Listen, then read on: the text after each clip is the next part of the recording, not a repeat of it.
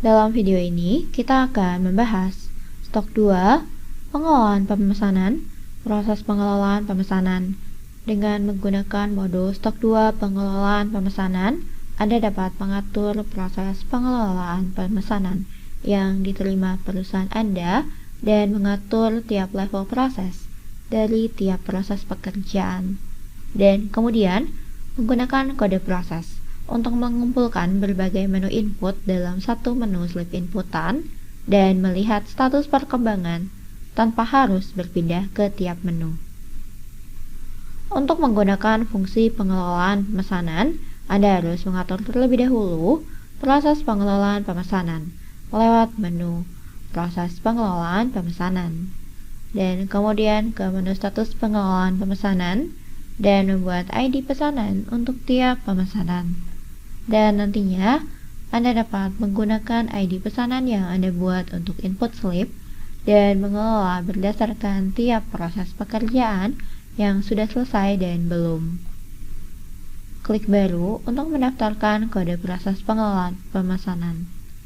Kemudian untuk mengisi tiap proses atau menentukan level prosesnya, Anda harus memutuskan terlebih dahulu berdasarkan alur pekerjaan di perusahaan Anda.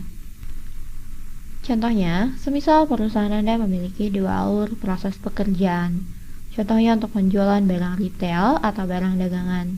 Pertama, Anda menerima pesanan penjualan dan kemudian membuat pesanan pembelian, dan kemudian vendor mengirimkan barang ke Anda, dan setelahnya Anda menerima barang lewat menu pembelian dan mengeluarkan barangnya lewat menu penjualan.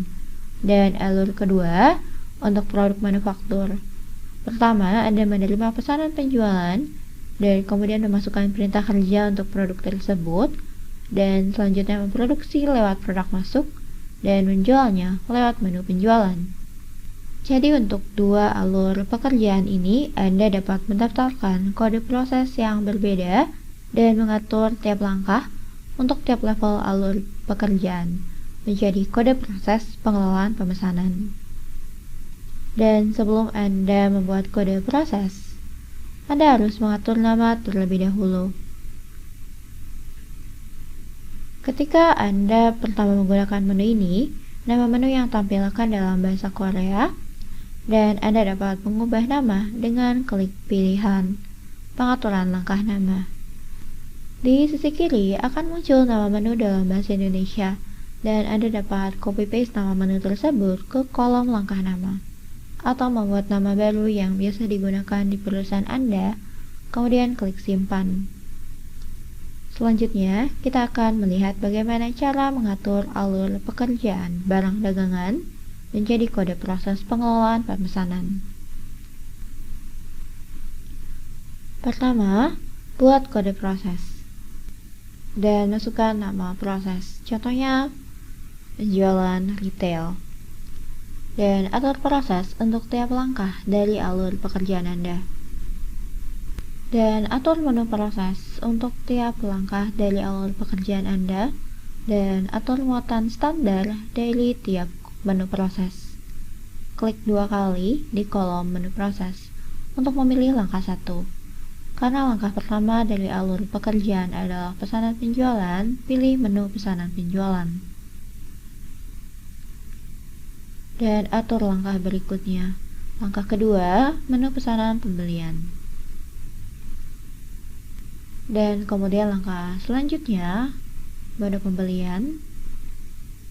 Dan terakhir, menu penjualan.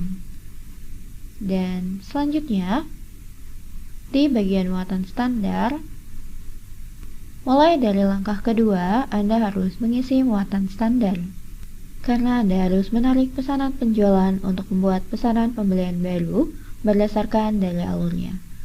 Klik 2 kali pada kolom standar, dan karena hanya ada 1 langkah sebelumnya, maka menu tersebut akan otomatis diterapkan. Dan kemudian untuk langkah 3,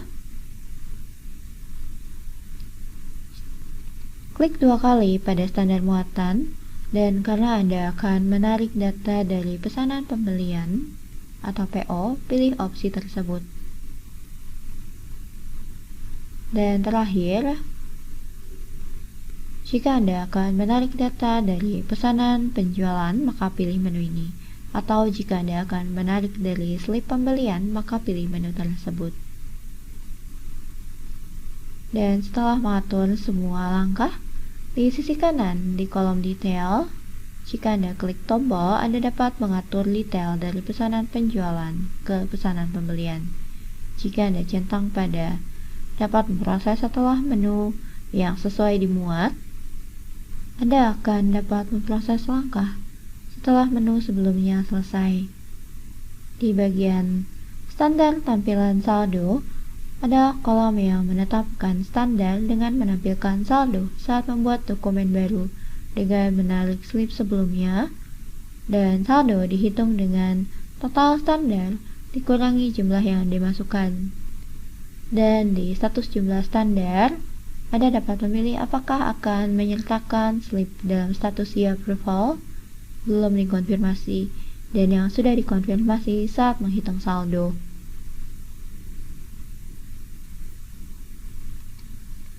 Kemudian Anda dapat memilih cara untuk penerima notifikasi dan PIC yang akan menerima notifikasi setiap kali langkah selesai.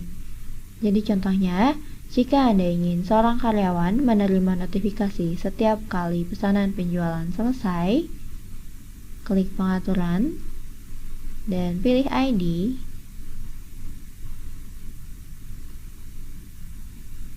dan terapkan dan pilih metode notifikasi yang akan diterima oleh ID yang ditunjuk. Dan Anda juga dapat mengatur untuk subjek, email atau messenger dari pesan frasa. Dan klik terapkan, dan ID yang diatur akan menerima notifikasi setelah pesanan penjualan selesai. Kemudian klik simpan.